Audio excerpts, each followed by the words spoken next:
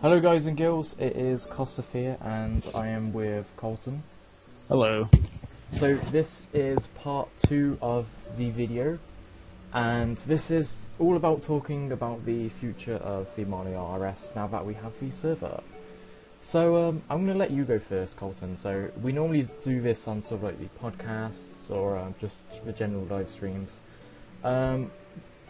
Keeping it server related, what 2 things are you working on? Well, I'm working on trying to get the duel arena functioning properly. Mainly because when people are playing it, I don't expect a lot of people to be on. So in the duel arena, I'm adding a monster pit type thing, so players can fight like exotic monsters and stuff for XP, gold, titles and stuff like that. Secondly, I'm working on the user interface.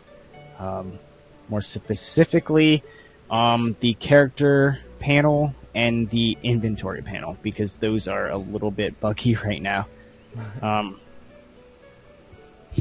So that's pretty much it. I say the duel arena would be nice because we aren't releasing the wilderness just yet, and obviously the wilderness is PvP everywhere, but currently well, not right now. Right now there's certain places where you can PvP which need to be fixed, so we need to change a lot of the areas stats, so obviously you can't PvP, because I think if me and you, Colton, were to go to the Road of Varrock, which is the area north of us, I could go in the player options and make you hostile towards me, so I'll be able to attack you randomly. So obviously this isn't good. This isn't good because it's not PvP worlds. So a duel arena would be nice to sort of like just do some random sparring. Yep. So for me, the 2 things I'm working on. I am working on quests, which I'll explain in a bit, because I want to show a demonstration. But the second thing is the armor calculations, and what I mean by that is their stats. So the armors I created, they're all in game, of course, but they originally had defensive stats and bonus HP, which, to my knowledge, I thought were working. The bonus HP is working.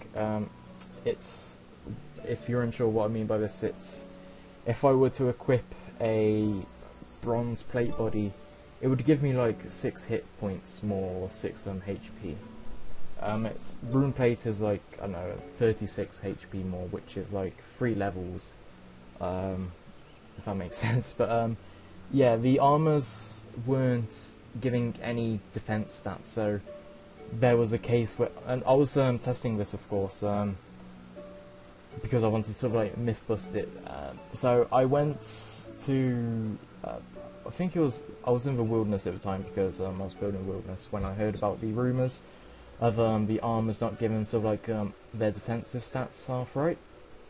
So there was some giant rats in the wilderness, and I equipped full rune, so full helmet, plate body, kite shield.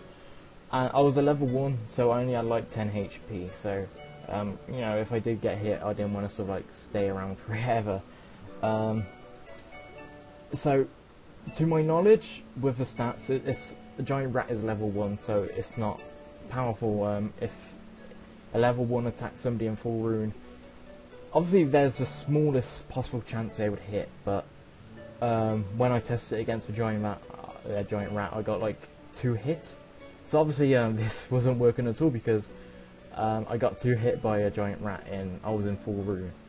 So what what I'm doing at the moment, I've got up to something like well, I've done all the armors, so like bronze to rune, but then I'm going through them again to like change and to like mix them around. So this, what I mean by this is, Runescape has it, but it's not really beneficial. for example, a kite shield is stronger against stab than it is to crush. Chainmail is stronger against slash than it is to pierce or stab, and all that stuff. And I'm currently working on the metal armors, so I need to add the magical weakness. So if you're in, like, I don't know, full iron armor and you're attacking a mage, the mage is going to hit you more and not, like, stay the same. So yeah, that's what I'm working on for the first bit. And for the second bit, we're going to do a small, slight gameplay, if that's okay with you, Colton. Although I don't see why it wouldn't be okay with you. So I would like you to follow me. We are in Lumbridge at the moment, in the server, which is nice to say now, so we're taking our advantages of that. And we are going to do not do, because it's still not finished, but you have to understand, for the past 4 or 5 days I have been trying to get this quest to work, and now I've sort of like, I've got it to a stage where it's complete, but there's still some final touches. So it includes 2 bosses, but I'm not going to give any information away, but there are a lot of cool things I want to show you, Colton, and obviously the viewers, because it is completely, sort of a complete revolution, you could say. It's funny because this door is still open from when I was testing it earlier. I don't know, where have you gone, Colton? I'm near the church. I'm on my way. Oh, there you are. Yes, sir. Alright, so do I talk to her first? Yeah, you can talk to her first. How do you pronounce her name? Xenia? Xenia, I guess. Xenia. So this is the Blood Pact quest. Nope, that idea just don't hold water. Thank you for that. It's slightly custom. The RuneScape version was very, I don't know, very bland. It's like the 3 occultists, they go into the, they have a captive, they go into the crypts, they are trying to resurrect this, vampire in his coffin by using a blood sacrifice. And then you slowly fight each one with different combat mechanics, and you get, in the end you get like small combat XP and the basic weapons. But I wanted to try and make it a little bit more interesting. So to begin with, right now I'm going to show you the UI of the old Nevernights 2 quest journals and like where the quests are stored. So you should see it pop up on the screen now. So as you can see, it is really, in my opinion, bland. How it works as well is, it's terrible, trust me. You probably, as a viewer, you probably don't really know much about it on how it works, because, unless you know, you've played Nevernights 2 for ages, but because I've tested like every single quest like 5 times, the journal is very bad, and before our server was uploaded and running, we lost every single quest, because that's just Nevernights 2 for you. But this current system, it works. So I'm going to talk to this NPC like Colton did. So Greetings, child. as you can see, it's a complete new UI. The green icon with the man means the quest is within my level. If it's like red, orange or purple, it means the quest is higher, so it might be tougher to do.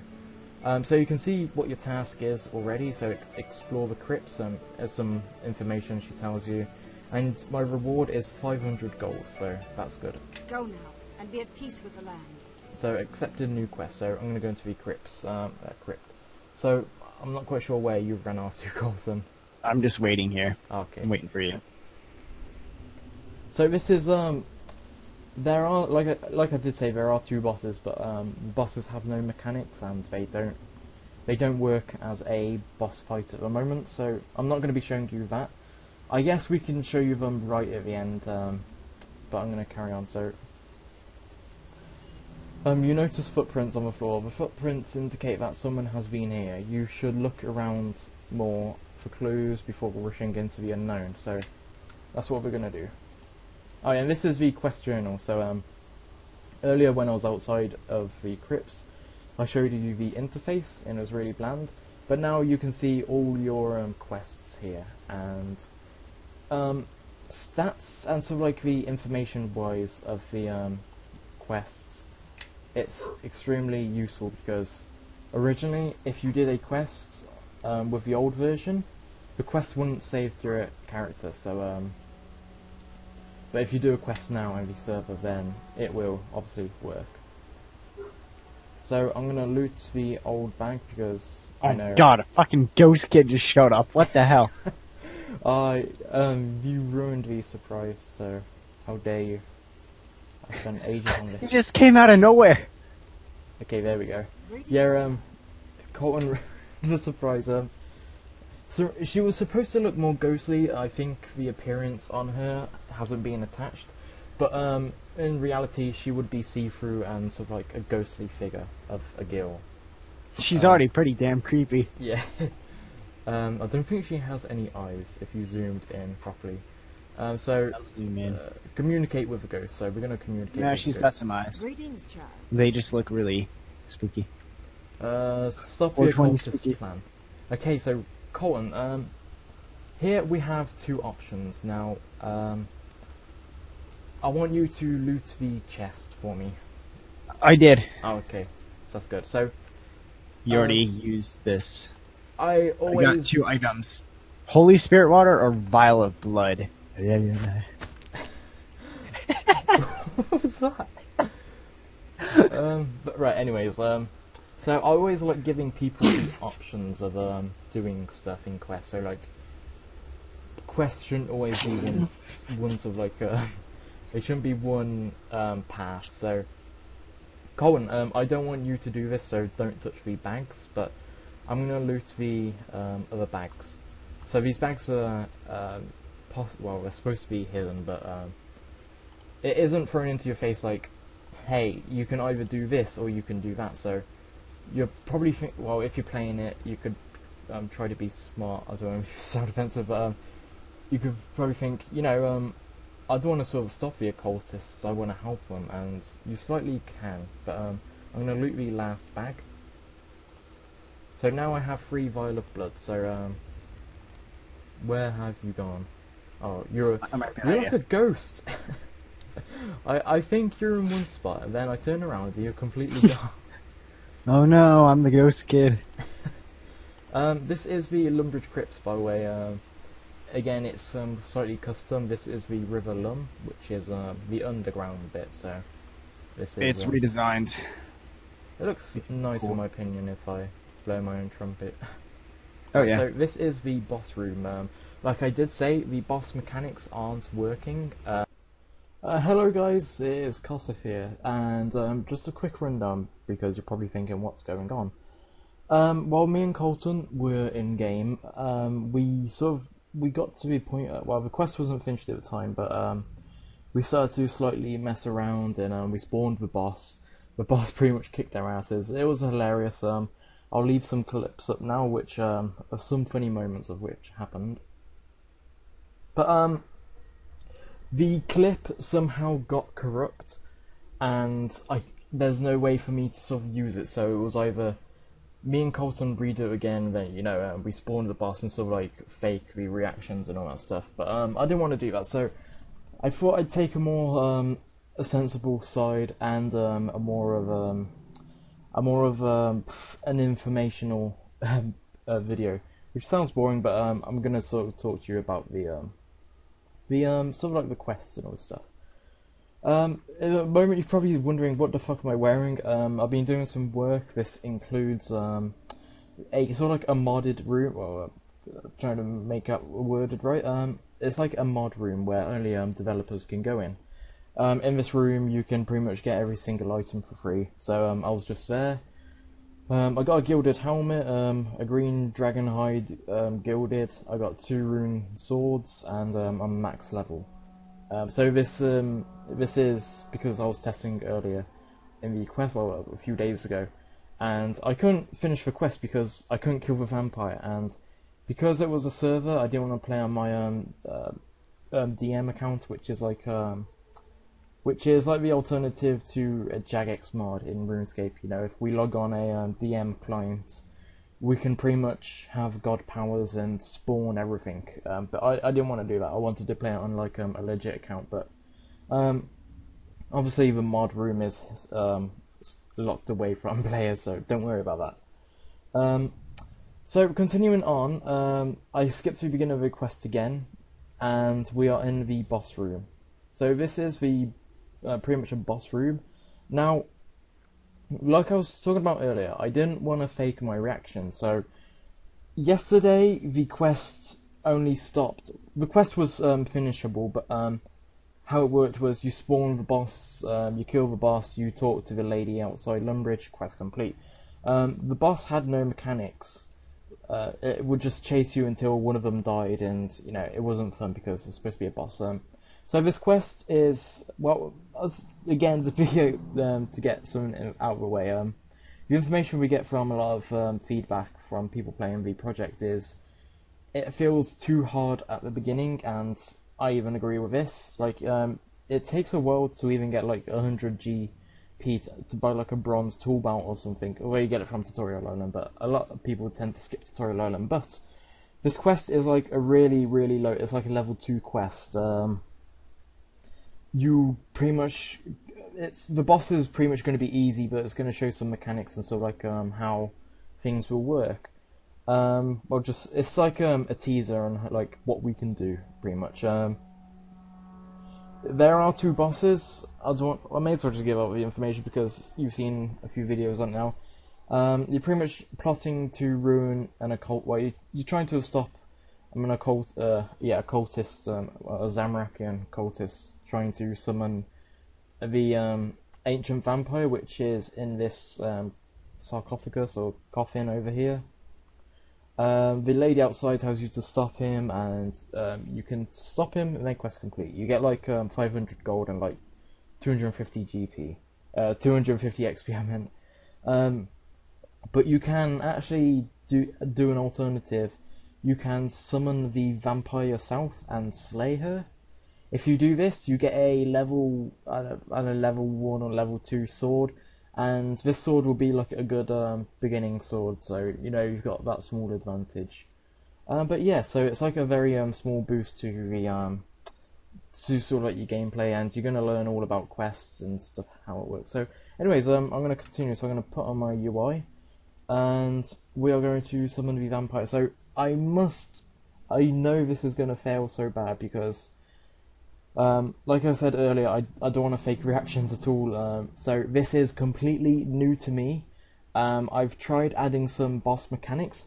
I 100% have no idea if they work, so I'm going to probably take a wild guess and think that it's just completely going to ruin, and you know, this recording is going to be dumb. We're still having some server problems, and you see my character just jumped. But it's all about sort of performing the server needs upgrading a crap ton. So I like the effect, I like the fire, so I'm going to go with C1.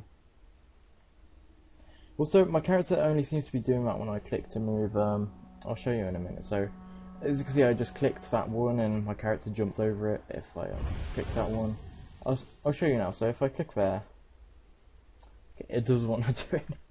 Typical. But yeah, you can use WASD as well. You can do whatever, right? So the boss is gonna spawn, but I'm not gonna try and kill the boss. What I'm gonna do is I'm actually going to mute my audio, but I'm gonna increase the game audio so you can get more of the atmosphere.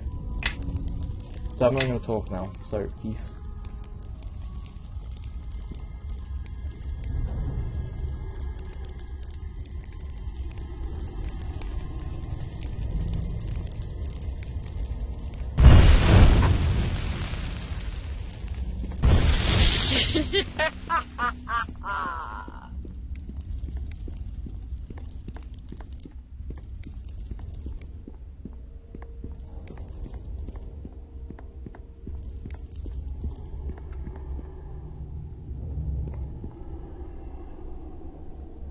Okay, so... Oh shit. Okay. So some guns just spawned. Why am I doing no damage here? What? How am I not hitting at all? Oh. Okay,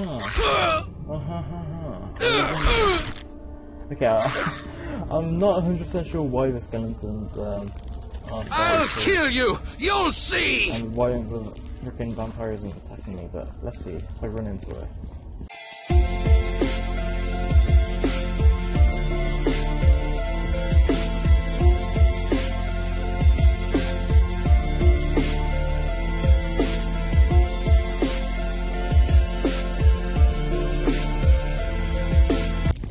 Yeah, that was the quest. Obviously, it's broken at the moment, but it's all about experience. It's quite a complex quest to work with.